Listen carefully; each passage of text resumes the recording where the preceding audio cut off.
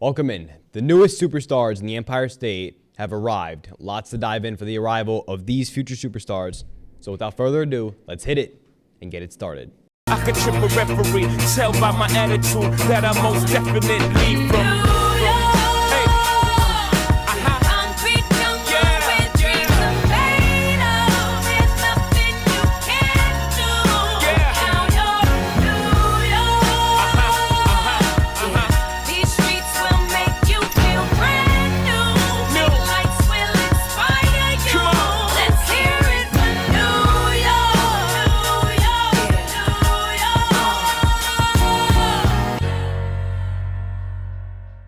So today's going to be a tad bit different from previous episodes. Today we're going to be prioritizing and focusing on the New York Jets and Giants draft classes for this episode because I'll tell you, both teams hit it out of the park.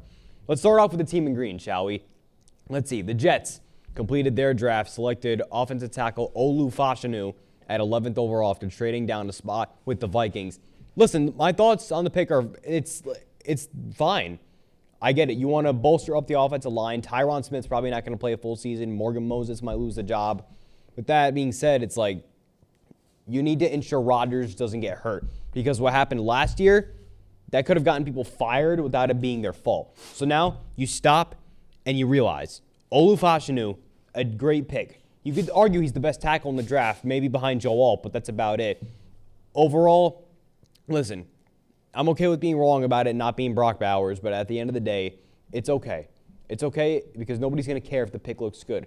Now, with other picks selected by the Jets, we'll start off in the third round. And my goodness, I didn't think this guy would be here.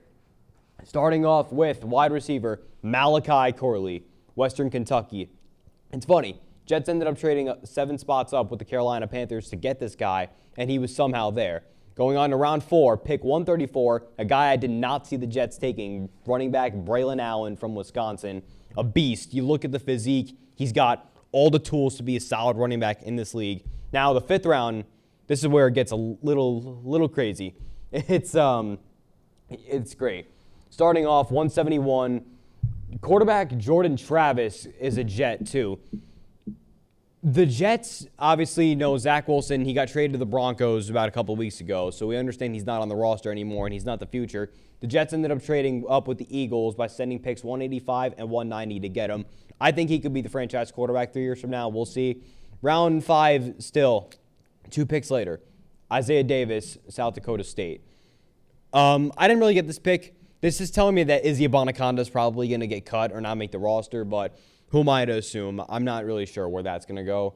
But listen, he's okay. I've seen the highlights. He's not bad. Now this pick, round 5, again, pick 177, corner Quantez Stiggers from the CFL. We'll touch on his story in a future episode. For now, we'll move on to Mr. Irrelevant, pick 257 in the 7th round, Jalen Key, safety out of Alabama. He's got some nice tape. I like what I see, and I see how he's so animalistic. I don't even know if that's a word, but I'm going to use it regardless. Jalen Key's got some good tape on him, and he comes from a great coaching staff and Nick Saban. Congrats on the fantastic career. But I want to see how Robert Saleh does with him in this offense. So my final draft grade is an A-. Not quite perfect, but listen, I'm not complaining. Nobody's going to care if these guys look good. When we come back, we're going to take a look at the team in blue as the Giants completed their draft. Welcome back. So we were saying earlier the Giants completed their draft, and they selected wide receiver out of LSU, Malik Nabers, at 6th overall. They tried to trade up for 3. It's confirmed that that was a real possibility. They wanted to go for Drake May. The Patriots just refused, and I don't blame them. My thoughts on this pick, I mean, listen, I didn't like J.J. McCarthy to the Giants whatsoever, so I like the fact they just stuck and took Malik Nabers. He's going to make the offense better. Regardless of who the quarterback is, I think Nabers is a fantastic prospect. Now, some other prospects that were picked by the Giants. We'll go 2nd round. Pick 47, safety Tyler Nubin out of Minnesota. Round 3, pick 70, corner Andrew Phillips out of Kentucky. I love this pick. A great steal. Round 4, tight end Teo Johnson out of Penn State. The Canadian himself, he was also pretty productive. But Tyrone Tracy Jr. out of Purdue in the 5th round at pick 166. There's something about this pick that just screams, I'm going to take your job, Devin Singletary. I'm not the biggest fan of Devin Singletary, but he's just like, it's weird with him. He's either boom or bust. He hasn't really boomed yet in his career, but you see with Singletary, he's never hit 1,000 yards rushing. And Tyrone Tracy, and now listen, the Giants at pick 47 earlier, it was obvious they were going to take Jonathan Brooks at that pick until the Panthers leapfrogged them to get him. But Tyrone Tracy's not a bad complimentary pick. My only problem with this draft, I'll get to that in a second. There's actually two problems I have with the Giants draft. They didn't address the running back earlier. Not that it was their fault. So they ended off with round 6, pick 183, linebacker Darius Muaso. Okay. You didn't really need a linebacker. Micah McFadden and Bobby Okereke are doing a fantastic job on their own.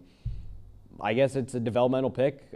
Other than that, I'm going to have to give a B for the Giants on this final draft grade. Listen, not horrible, not bad, not phenomenal, but it was still productive. They filled in some of the needs. My biggest problem with the Giants draft, they did not address the quarterback at any point. Listen, I know you could have drafted Joe Milton at some point, and he might not have been able to be the guy to take over from Daniel Jones, but you should have at least drafted to give him some competition. I don't think Drew Lock is that great of competition for Jones if you just hand it to him on a silver platter. So I'm not sure where the Giants are going to go from here. If they're going to tank, if they're going to punt on the season, they're going to try to win. I'm really not sure, but all I know is that Brian Dable and Joe Shane got some figuring out to do. Regardless, two, I'd say, productive draft classes from both teams. That will close out episode 9. Thank you for tuning in. For more on Wayne Hills TV, you can lay the smackdown on Chairshot Wrestling with Noah Mueller. You could listen and rate Celebrity Outfits with Julia O'Hagan and Lauren Freeman.